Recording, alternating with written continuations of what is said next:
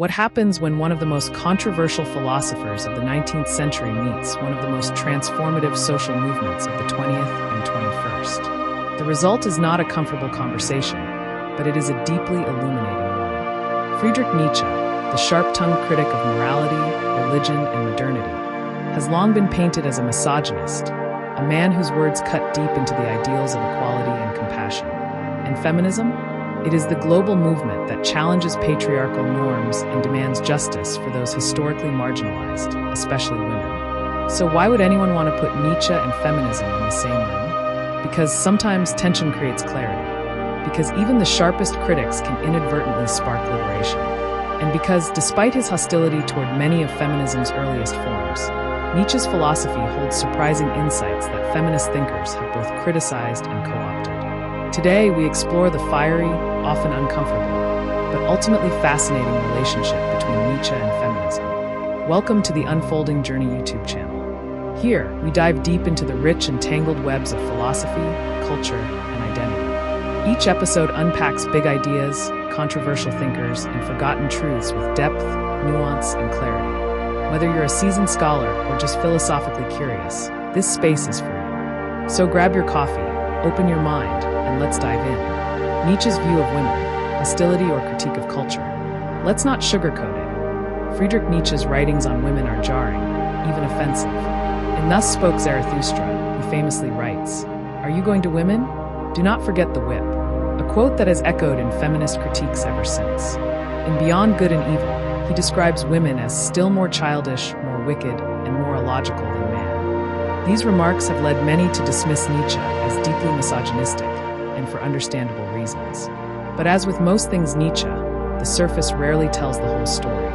Nietzsche often used irony, metaphor, and hyperbole, making it difficult to pin down when he was being literal versus when he was using a cultural image to make a broader point. Some scholars argue that Nietzsche's apparent misogyny isn't always about actual women, but rather about the feminine as a symbol.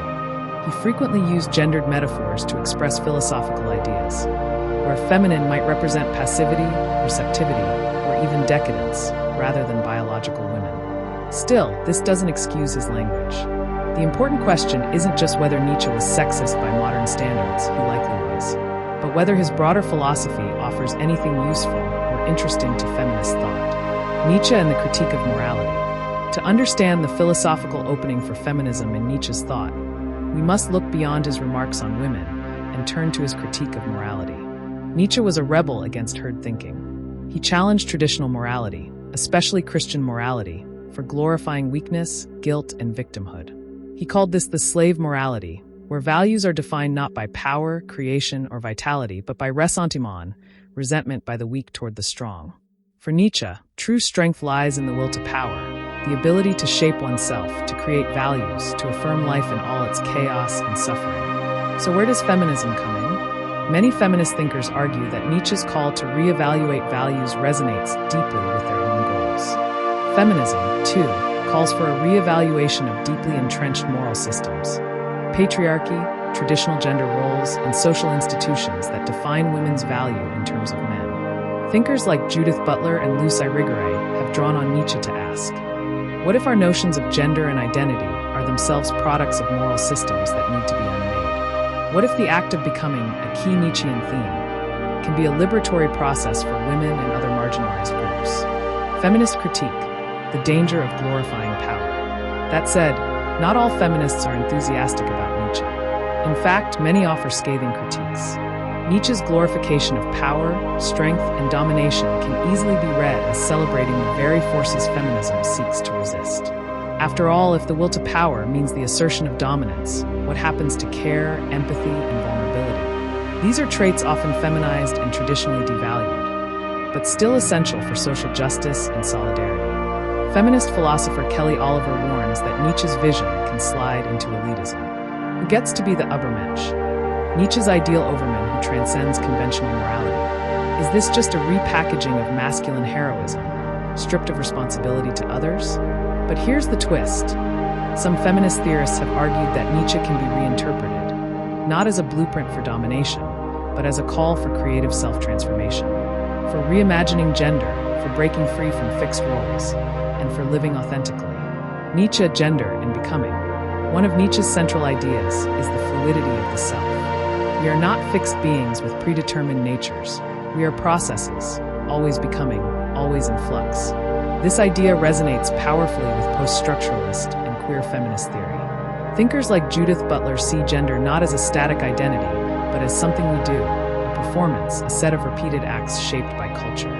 Here, Nietzsche becomes an unexpected ally. His rejection of essentialism, that there is a fixed, true self, undermines rigid gender binaries. His insistence on the power of becoming open space for identities that break with tradition, that refuse categorization, that evolve and resist conformity.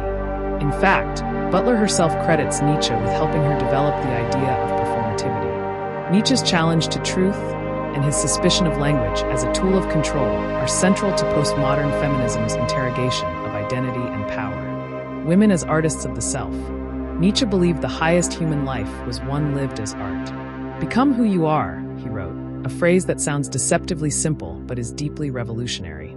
To become who you are means to take responsibility for your life, to resist the roles society hands you, and to shape your existence as a creative act. This vision holds enormous promise for feminist thinking. Historically, women have been denied the status of creators, not just in art, but in selfhood.